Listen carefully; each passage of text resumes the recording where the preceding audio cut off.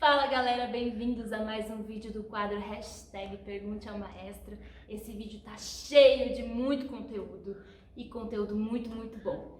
Valeu por participar, continue participando nas nossas redes sociais e aqui embaixo deixando seu comentário com a hashtag Pergunte ao Maestro, tá bom? Mas antes, não esquece de se inscrever no canal, deixar o seu joinha e ativar o sininho para quando tiver o próximo vídeo você já ser avisado antes de todo mundo, tá bom? Então, eu sou a Tati Beltramini, apresentadora do canal SMA. Vem comigo, hashtag Pergunte ao Maestro. Cada cantor tem alguma vogal boa que, usando ela, a voz de certa forma encaixa? Já ouvi casos de gente que vocalizando com a vogal I, a voz sobe e fica mais encaixada. Com certeza. O trabalho do professor de canto é encontrar qual é a melhor vogal para os vocalizos iniciais. Eu vocalizo pouco. Meus alunos chegam aquecidos na aula, porque a minha aula não é uma aula que eu chamo, não gosto de chamar de aula de alunos iniciantes, mesmo quando ele é. Quando ele é iniciante, eu ensino ele a fazer um bom aquecimento para ele chegar aquecido na aula. Você não vai fazer um coach em lugar nenhum do mundo com a voz fria, tá? Você vai pegar um grande coach, como eu, por exemplo, fiz com o Martin Katz. Eu não vou chegar lá e falar assim, Martin, você me aquece? Não existe isso, você chega aquecido. Então, aquecimento é uma coisa. Aí, na hora de fazer os vocalizes são... eles têm que ter um propósito. Por que eu vou vocalizar? Eu quero que você hoje... Eu tive uma aluna que foi estudar fora, foi estudar na Espanha. E a professora dela aquecia a voz dela até um sol, 4. Só que o repertório dela era Lacme. Então ela tinha que cantar um Mi agudo e a professora só aquecia até o sol. Me liga. O que eu faço? Eu falei, você está esperando que ela te aqueça? Ela não vai te aquecer. É você que se aquece. Ela vai usar um vocalize para colocar sua voz num lugar que ela decida. Essa é uma outra discussão, a voz não vai para lugar nenhum, tá, gente? A gente tem que pensar que é sensação, que é propriocepção. Mas eu posso sentir minha voz na cabeça e ela continua na garganta. Ela não sai da garganta, a voz está aqui. O lugar onde ela é produzida é aqui. Eu posso ter uma sensação de voz mais na cabeça. Então, você tem razão. Eu uso vogais finalizadoras, está no meu livro. Tanto de belting quanto de lírico. Exemplo. Se você quer que um baixo atinja seu estrobaço com muita facilidade, usar um calling, que a gente chama de calling, que é um chamado, de IA com fry, você vai conseguir fazer com que ele vá mais grave. IA. Então eu posso descer, IA, que na verdade é esse, IA.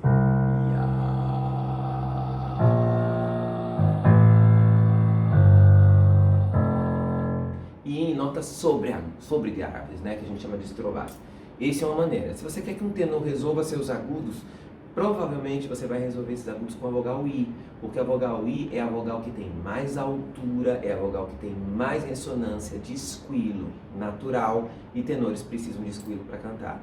Se você é um contralto ou uma mezzo-soprano, a vogal O vai ser interessante para você corrigir os seus médios. Do que a vogal A, por exemplo, vai ficar... ela vai sentir fraqueza. Então, até ela conseguir resolver. São vogais que, como você disse, colocam a voz no lugar. Mas depois que você fez isso, você precisa igualar todo o ciclo de Hellwag das vogais por essa vogal. Então, eu digo que o meu aluno tem uma vogal de brilho. Essa vogal é ótima para você. Vamos agora colocar as outras nesse lugar. Ou também pode usar o diagrama de Daniel Jones para fazer isso. Não só o Hellwag. O Daniel Jones também. Para você conseguir igualar todas as vogais e ter... essa facilidade.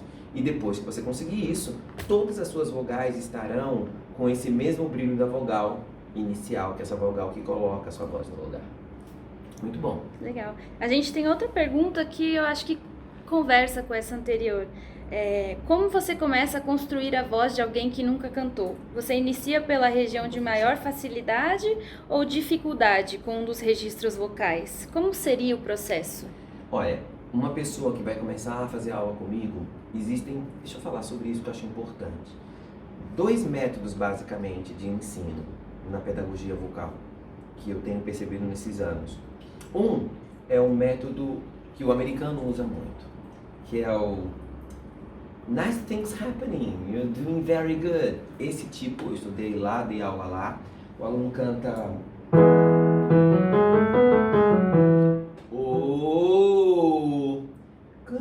Nice things happening. Sua voz está saindo.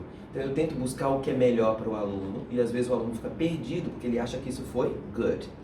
E existe um método que é um método antigo e um método italiano, que é o método do no, que é esse aqui. Faz isso aqui pra mim. O não. Não deixa o aluno cantar. Então, eu procuro sempre, esse método bloqueia o aluno. Então, eu sempre procuro ver no aluno o que ele tem de bom, ou seja, usar a tessitura que é melhor para ele. Professor, eu só consigo cantar quando estou muito agudo, eu não gravo, minha voz fica esquisita. Então vamos ver onde é que é confortável, vamos para ali. Dali eu puxo para outro lugar. Normalmente essa sessão é a sessão média da voz, onde ele fala do médio até o médio agudo. Então vou começar por aí, na maioria das vezes. Mas não é regra, não tem bula, tá? E o que eu pretendo com isso? Fazer com que o aluno tenha uma sensação de, ei, eu tenho alguma coisa legal. Mas também não pode ser o nice things happening se você nem pegou o tom da música. Se eu estou fazendo um vocalismo, você está... Eu toquei 5 notas e você cantou 3. Então posso dizer que isso está bom. Se eu fiz 5 notas e não está bom, vamos para 3, vai. Não conseguiu uma. Mas eu tenho que fazer o aluno se sentir produzindo. Então, para ele se sentir produzindo, não pode ser uma tessitura que ele não alcance. Pega um tenor e começa num lá. Ele fazer. Ele não produz. Então, é muito difícil ser professor de canto. Mas o mais importante, comece sempre pela tessitura que é confortável. Agora vamos descer. Aqui eu não consigo descer, tem um motivo. Se você não consegue descer, tem alguma coisa errada. Vamos descobrir o que é. Não consegue subir, provavelmente não está fazendo passagem. Vamos ajudar? E aí nesse processo a gente vai aumentando a sua tessitura. Depois que você conseguir fazer isso, você vai conseguir fazer sozinho. Você vai entender como funciona o processo. Você vai dizer, eu já sei como subir mais a minha voz aqui, ela está precisando disso. Sei como descer também. Esse exemplo que eu dei do Strobas, contratenores não tem essas notas graves. Eu tenho um Ré bemol, por exemplo, que eu canto às vezes. Mas ele não presta pra nada, né? É horrível. Mas pra que eu preciso disso? Porque às vezes eu vou dar aula para um baixo e ele precisa aprender Strobas. Então, não tem uma regra. Contratenores não descem. Tenores não descem. Difícil isso. Tem os sopranos que descem muito bem. Então, soprano lírico desce de um jeito, soprano ligeiro desce de outro, soprano dramático desce de outro. Qual que desce menos? O lírico. O lírico é que desce menos. O ligeiro desce bastante. Por quê? Porque ela troca de borda e desce com a borda densa e é levíssimo, então ela desce tranquila e às vezes ela nem percebe. Quando o soprano é lírico é complicado. Então, a gente conhecendo o Far, a gente vai poder até ajudar o aluno melhor nisso também. Ok, e aí temos uma outra pergunta também relacionada a isso. Maestro, fala sobre as passagens vocais. Elas ocorrem sempre nas mesmas notas, mesmo quando a voz é treinada? Quais as passagens usuais nos tipos vocais? Isso basta para classificar alguém? Nossa, essa pergunta é gigantesca. Eu vou ficar 3 horas respondendo. Vou tentar sintetizar, tá? Toda voz tem passagem. Se você ler o livro do Richard Miller, o Técnicas Comparativas, não Structure of Singing, ele fala um pouco sobre isso. No meu segundo livro eu falo dos passagens de um soprano. Eu só cito o soprano porque depois as pessoas vão adaptar isso para as outras vozes. Mas tem que tomar cuidado com notas de passagem, zonas de passagem, porque professores tratam isso de maneira diferente. Para alguns professores só existe uma nota de passagem, que é a principal de todas, que é a nota que sai do registro médio e vai para o registro agudo.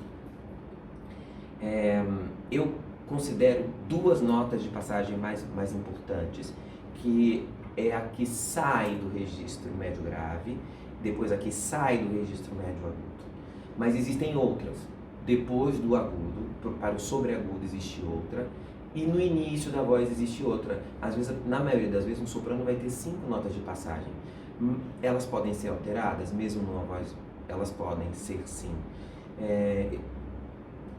Existe um vídeo, se você puder procurar na internet, do Jonas Kaufmann, falando sobre passaggio, que é bem legal, onde ele diz que ele está com um professor de canto do lado, que é o Papano, falando sobre isso, e dizendo da dificuldade dos tenores de ultrapassar aquela nota de passaggio que na maioria está entre o Fá e o Sol. E ele diz, tem Fás que eu canto aberto e tem Fás que eu canto fechado. Ele dá o exemplo. Para mim, a nota crucial é o Fá, ele diz.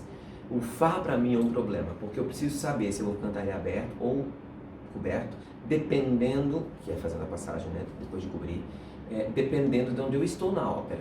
Então isso faz com que ele decida através da vogal. Então você pode alterar o seu passágio através da vogal.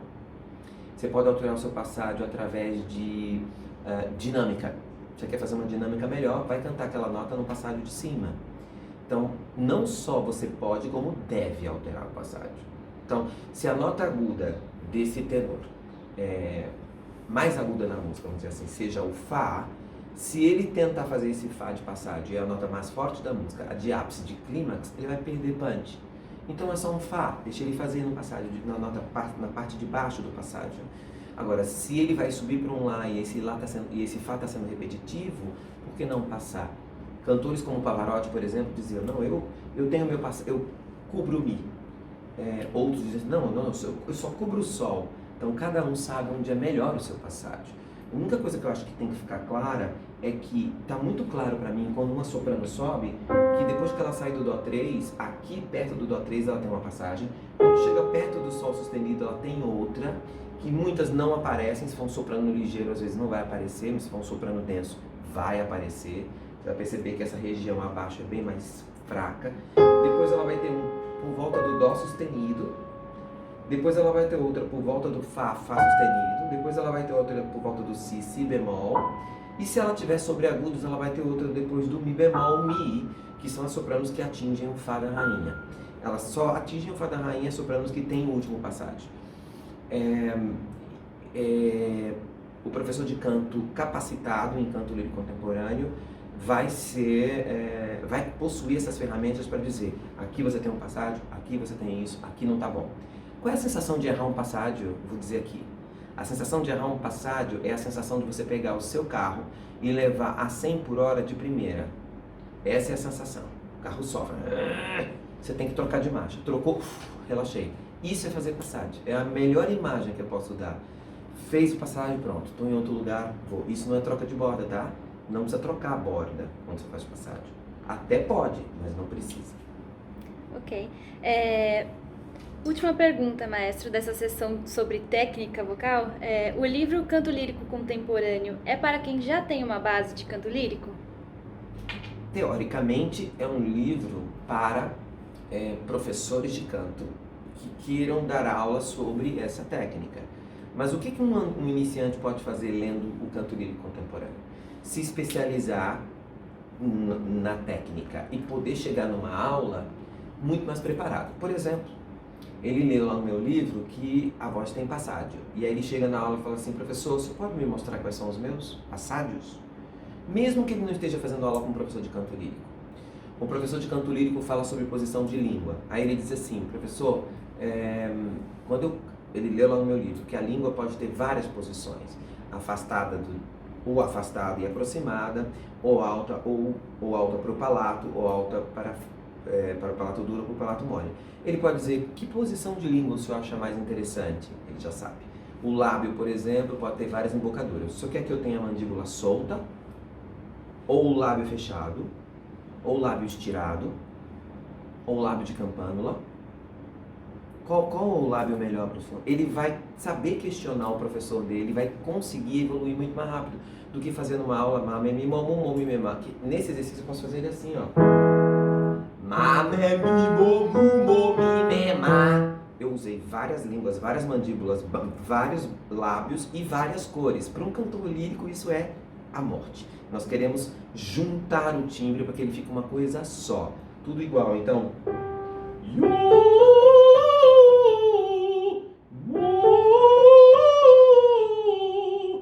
Uma vogal só fazendo um vocalize vai ser muito melhor para um iniciante. Mas aí ele tem que perguntar para o professor que gosto o professor tem. Professor, o senhor gosta mais de vozes claras ou escuras? Isso varia de professor. Eu gosto de vozes escuras.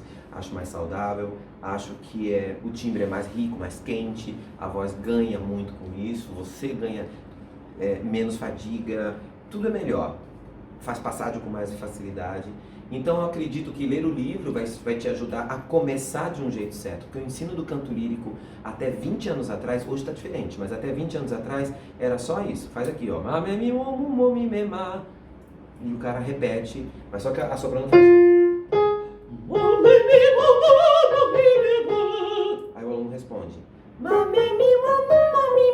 Isso. De novo. Repete. Não. E assim fica. Não tem uma consciência do que está sendo feito.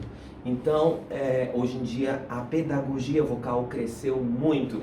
Isso ajuda muito o aluno iniciante. Então, um cantor de canto lírico que antes levava 7 anos para começar a cantar, hoje, em 2 anos, está cantando. Entendeu? Então, é uma boa leitura para você que quer começar do jeito certo.